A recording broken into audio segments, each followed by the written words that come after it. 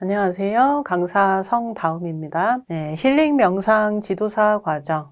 오늘은 제1강 힐링 명상 지도사의 2회 시간입니다. 먼저 직업적인 전망과 필수 자질에 대해서 좀 알아볼게요. 힐링 명상 지도사가 무엇인가, 어떤 것을 하는 것인가 보겠습니다.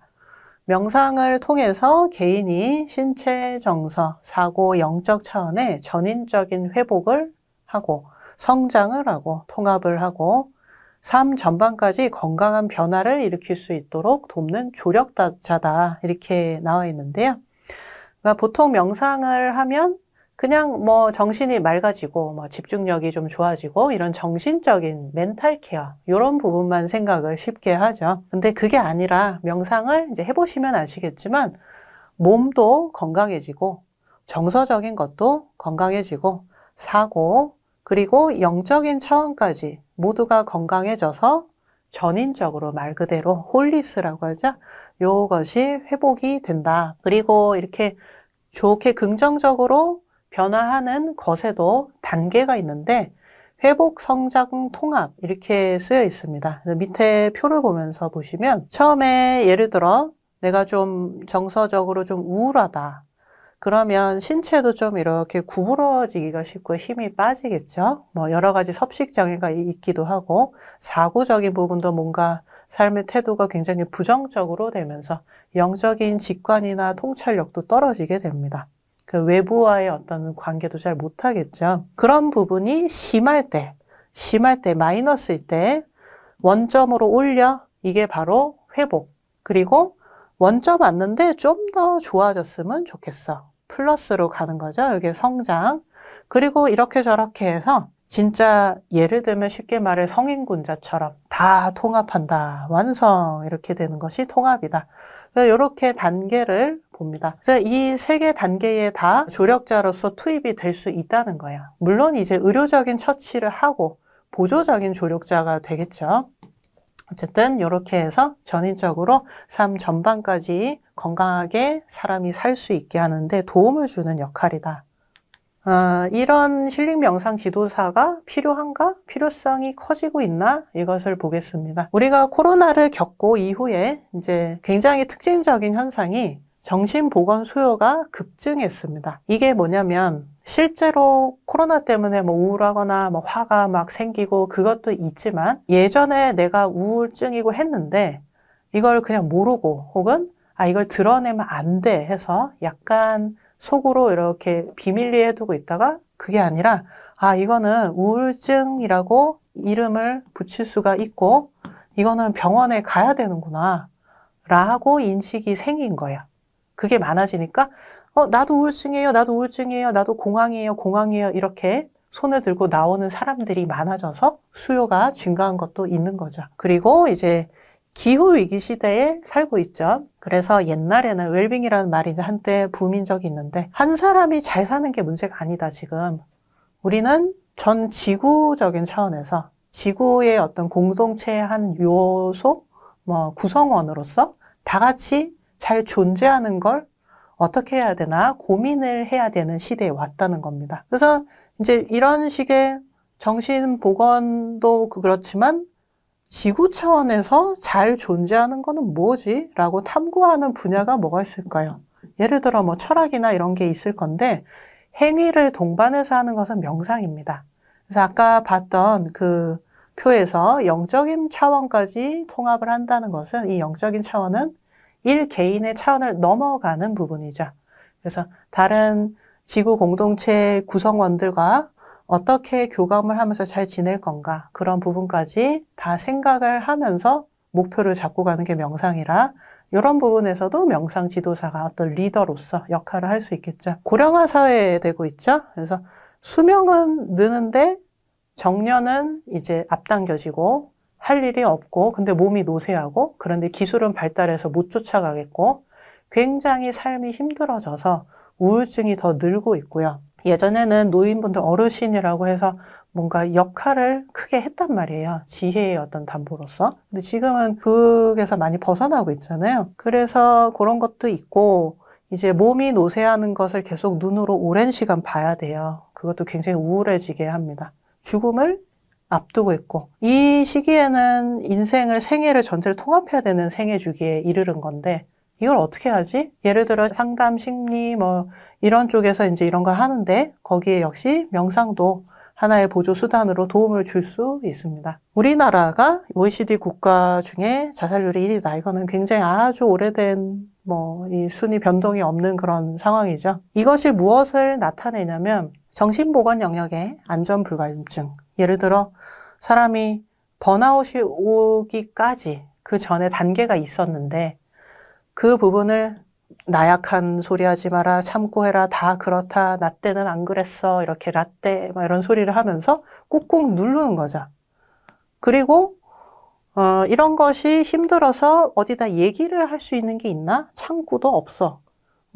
이런 경우에는 좀 휴직을 하게 하고 상담을 받게 해라 이런 제도도 없고 그러니까 이게 가다가 개인이 혼자 감당하다가 못해서 자살이라는 어떤 병마에 지는 겁니다. 자기가 선택하는 게 아니라 자살을 당하는 거예요. 그런 식으로 가는 이 중간 과정에 자살까지 가지 않고 여기 중간 과정에 그런 그 의료적인 정신보건이 투입이 되고 명상도 여기에 보조로서 투입이 되면 이런 것들이 좀 더 좋아지겠죠. 1인 가구도 증가하고 있다. 이것도 뭘 말하냐면 출산, 결혼, 연애가 어렵다는 얘기인데 이게 뭐냐. 연애도 실패하면 안 되고 결혼도 실패하면 안 되고 애도 우리 애가 명문대에 가야 되고 이렇게 실패가 허용되지 않는 문화에 우리가 살고 있구나. 이거를 어떻게 보면은 방증하는 그런 거죠. 그래서 이게 뭐냐면 이런저런 기준과 잣대가 있는 거죠. 그게 나에게 들어와서 나를 검열하고 나를 비난하고 계속 무력해요. 물론 타인도 비난하겠죠. 이런 비난과 검열을 주고받으며 너무 힘들어지는 겁니다. 그래서 내가 하고 싶어도 그냥 혼자 살아가게 되는 그런 식이 되지 않았을까.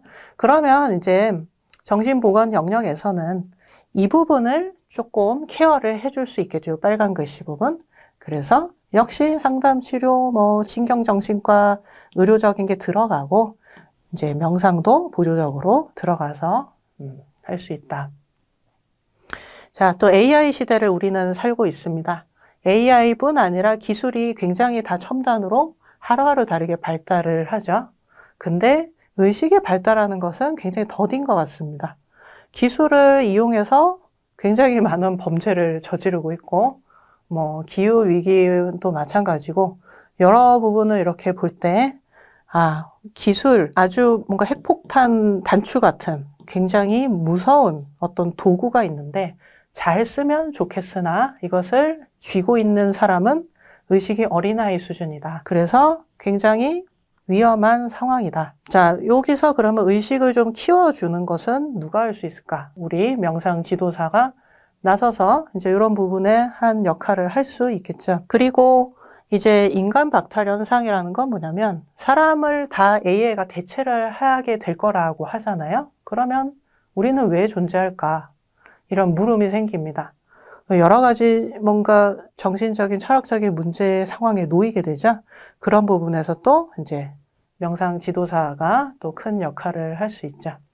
이렇게 해서 필요성은 앞으로 더 커질 거예요. 그래서 웰니스 산업 분야라는 것이 이제 계속해서 조금씩 확장이 되고 있고, 기업이나 기관에서도 사원들 대상, 혹은 이제 그 임원직들 대상, 리더십 교육, 이런 것까지 조금씩 커지고 있습니다. 평생교육원 방과후 프로그램, 등등등, 여러 가지 웰니스 시설, 요가 명상센터는 당연히 할 테고요. 그래서 이렇게 많아지고 있고, 또 재밌는 것은 기존에 내가 상담사야, 심리치료사야, 요가 강사, 필라테스, 피트니스 강사야, 요양사야.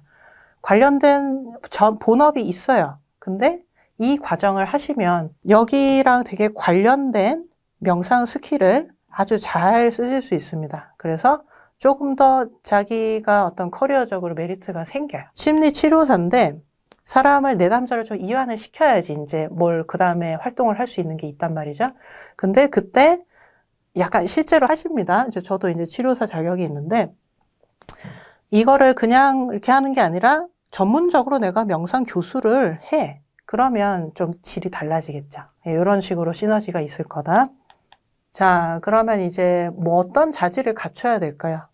이 그림은 뭐냐면 명상 어플에 나오는 뭐 캐릭터라고 해야 되나요? 그런 겁니다. 자, 명상 어플과 명상 지도사, 사람은 뭐가 다를까요? 그냥 어플 틀어놓고 하면 되는데 다 많이 하잖아요. 우리는 왜 있지? 이렇게 됩니다. 자, 여기에서 이제 우리가 갖춰야 할 것들이 이제 쭉쭉 추출이 되는 거죠. 그래서 먼저 제일 제가 강조를 드리고 싶은 것은 윤리성입니다. 아까 보셨지만 뭐 신체에도 영향을 준대, 정서도 영향을 준대, 사고, 영적 차원까지 굉장히 힘든 순간부터 성인군자가 되는 순간까지 다 영향을 준대. 삶 전반에 다 영향을 준대. 이렇게 엄청난 것을 우리가 하는 거거든요. 근데 우리가 나쁜 마음을 먹으면 안 되겠죠. 그래서 윤리성이 굉장히 중요하다. 그리고 나머지 또 요 밑에 것들은 세부적인 거 이따가 할 건데요. 이런 것들을 했어요. 근데 산속에서 혼자 그냥 돛 닦고 있어요. 아무 소용이 없습니다. 물론 집중 수련을 할 때가 있으나 그 기른 힘으로 뭘 해야 되냐면 인간 사회에 내려와야죠. 우리는 같이 사는 사람이니까. 그래서 이런 인간 사회에 대한 관심이 좀 있어야 된다. 그러니까 일상과 현실과 연결이 되게 명상을 수행하고 가르쳐라 라는 겁니다. 그래서 이 일상에 좀 연결이 되는 것을 그라운딩이라고 하고 윤리성을 갖춰야 한다는 것이 지혜에 해당되겠습니다. 이 두 개가 일단 구축이 돼야 그 안에 있는 이 살의 부분이 차오를 때 아주 좋은 지도사가 될 수 있겠죠. 자, 그러면 이제 수련 연구 매핑, 이제 어떤 식으로 우리가 공부하고 수련을 해야 할까? 이제 지도를 좀 그려보겠습니다. 명상 어플을 우리가 이제 경쟁자로 둬야 돼요. 명상 어플을 앞서기 위해서는 무엇을 공부해야 하는가? 이제 보겠습니다. 첫 번째, 이제 아까 얘기했던 윤리성과 그다음에 이제 인문학적 소양입니다. 우리가 예를 들어 이제 명상 종류가 많기 때문에 요가 명상도 있고 MBS라든가 뭐 불교 명상 등등등등이 있는데 자, 예를 들어 나는 요가 명상 지도사가 되겠다. 이렇게 한다면 그것이 근거하는 그 기법이 근거하는 세계관, 인간관을 철학을 공부하라는 거예요. 요렇게 샹키야 베단타가 요가 명상의 근거가 되는 겁니다. 그래서 여기에 뭐가 있냐, 뭐 어떻게 해야 된다, 뭐 계율, 윤리적인 어떤 덕목 이런 게 다 있고요. 사람에 대한 이해를 어떻게 해야 될까라는 이야기들도 여기 다 있습니다. 그래서 이런 베이스가 되는 학문을 공부를 하는 게 굉장히 중요하다. 그냥 기법은 원래 명상 기법이 단순하거든요. 그냥 앉아서 미간을 계속 봐라 이런 거예요. 기법은 사실은 대단한 지식은 아니에요. 근데 그 기저에 깔려 있는 이런 관점이 되게 중요합니다. 태도. 예. 그러니까 말하자면 명상 지도사가 수행자가 돼야 되는 거예요. 진짜. 그러니까 이런 철학 같은 게 공부가 필요하겠죠. 자, 그리고 이제 정신보건 분야의 개인 심신에 관한 태도와 관점. 무슨 말이냐면 요거는 이제 내가 하고 싶은 명상의 베이스 철학 공부해 이거고 그 다음에 요거는 이거를 한 걸로 끝나지 말고 여러분 이제 우리가 의료 종사는 아니지만 요거랑 관련해서 공부를 하라는 거예요. 그래서 예를 들면 뭐 상담 심리학, 심리치료, 이제 우리가 잠깐 맛볼 소마틱스 같은 것. 왜냐하면 여기에서 쓰는 언어가 과학적인 언어거든요. 객관적인. 그래서 내가 이해하기도 쉽고 다른 사람에게 전달하기도 쉽습니다. 그래서 과학적인 언어, 현대적인 언어로 이런 명상이나 힐링에 대해서 말해놓은 거를 좀 익힐 필요가 있습니다.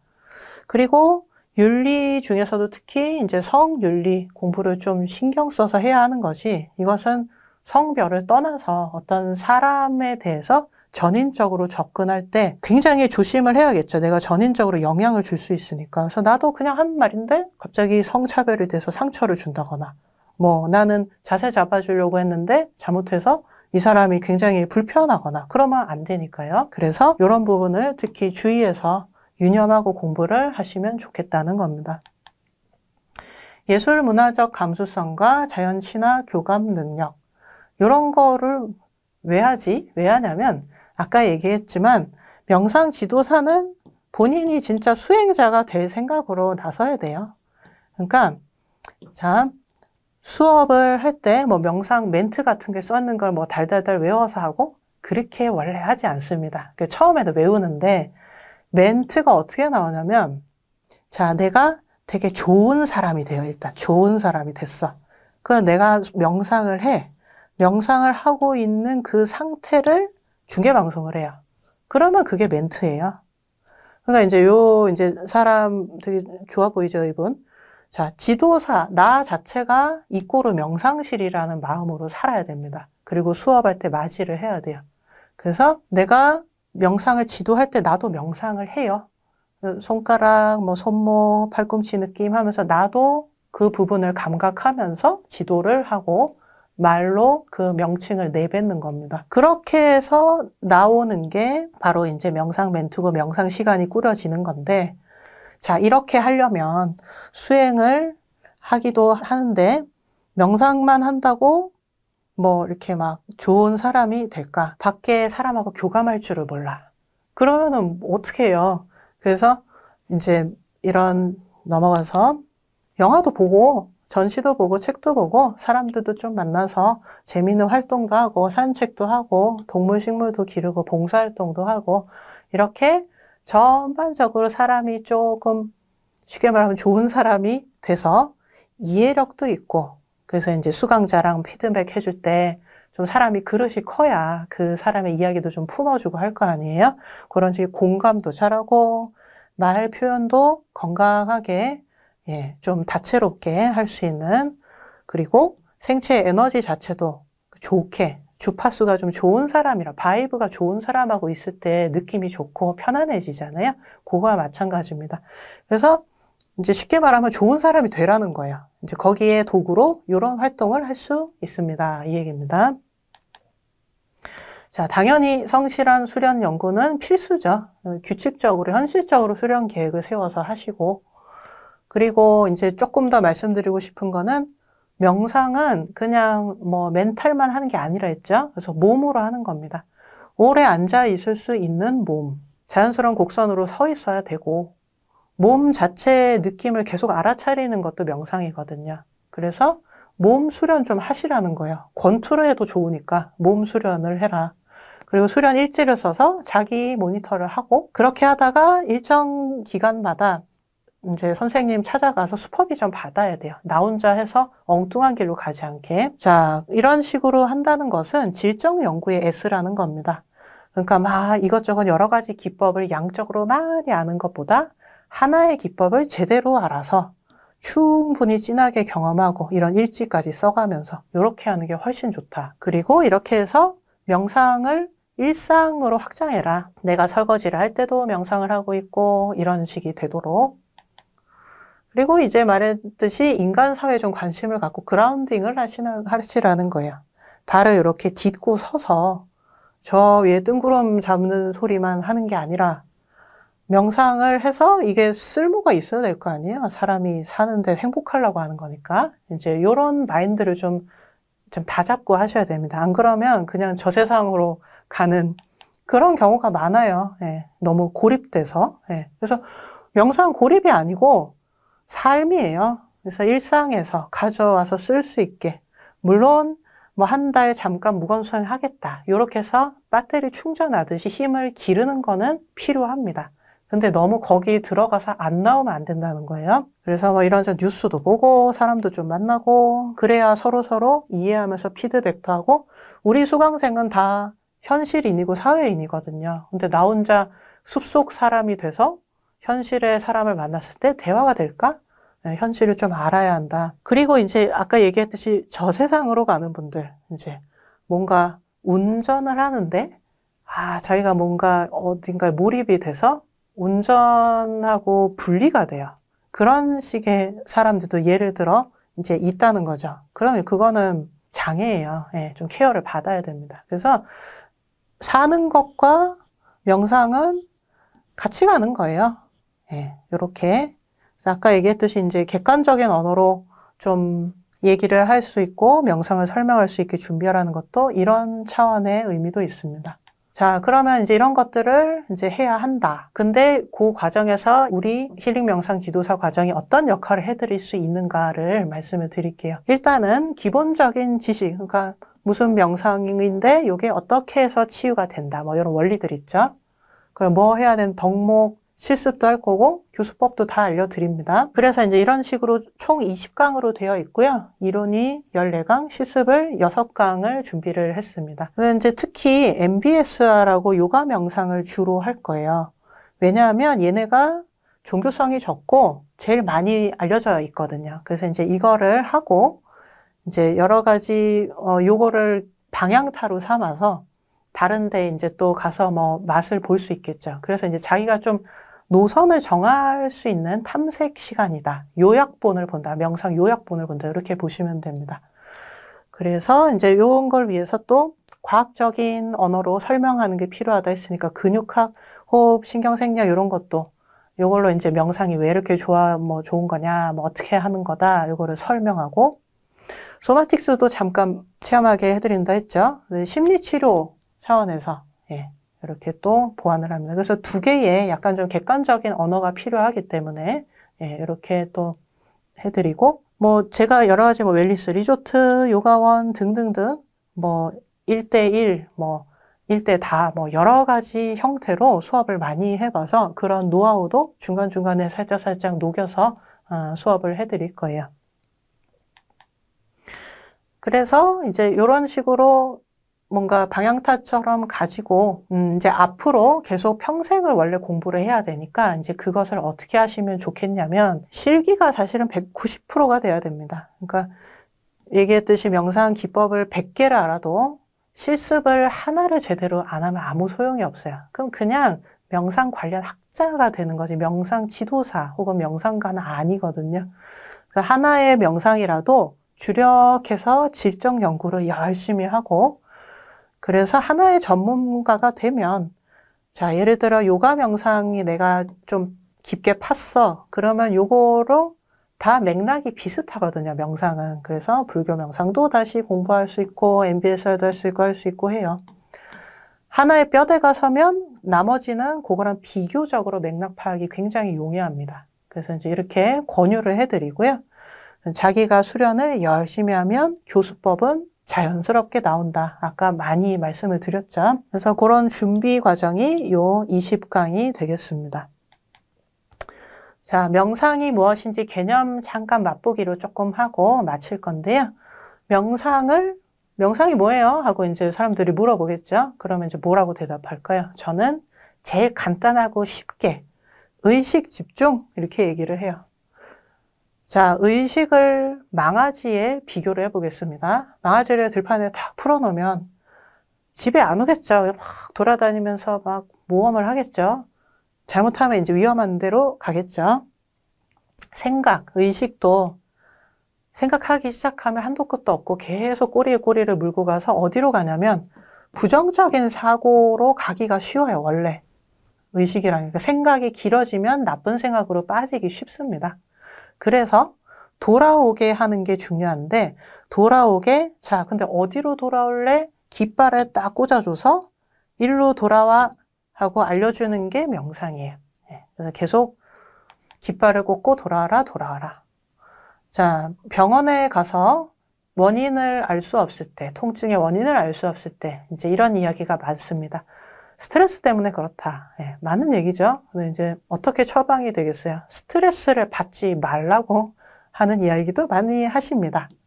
근데 이거는 너무너무 어려운 미션을 주시는 거예요. 저 같으면 이렇게 처방을 내릴 겁니다.